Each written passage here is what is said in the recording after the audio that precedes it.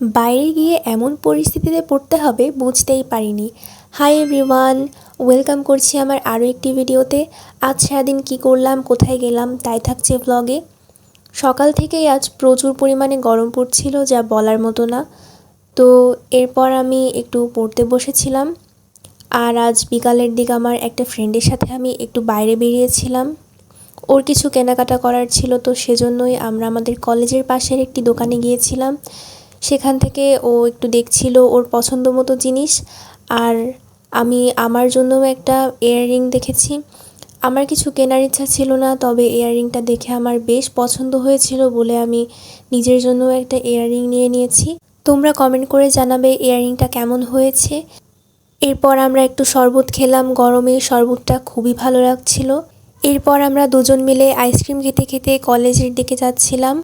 মাঝে মাঝে বিকালে কলেজের ক্যাম্পাসে এরকম হাঁটতে বেশ ভালোই লাগে।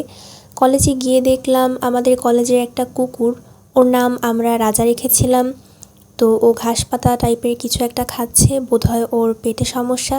আমি শুনেছি কুকুর বেড়ালদের নাকি পেটে সমস্যা হলে এরকম ঘাস পাতা খায় ওরা।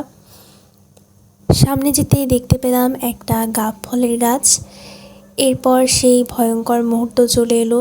মুহূর্তের মধ্যেই আকাশের অবস্থা একদম ভিন্ন রকম হয়ে গেল। যখন এসেছিলাম তখন খুবই গরম এবং রোদ ছিল, তবে মুহূর্তের মধ্যেই আকাশের অবস্থা এরকম হয়ে যাবে ভাবতে পারিনি। তো আমি তাড়াতাড়ি করে বাসার দিকে চলে গেলাম।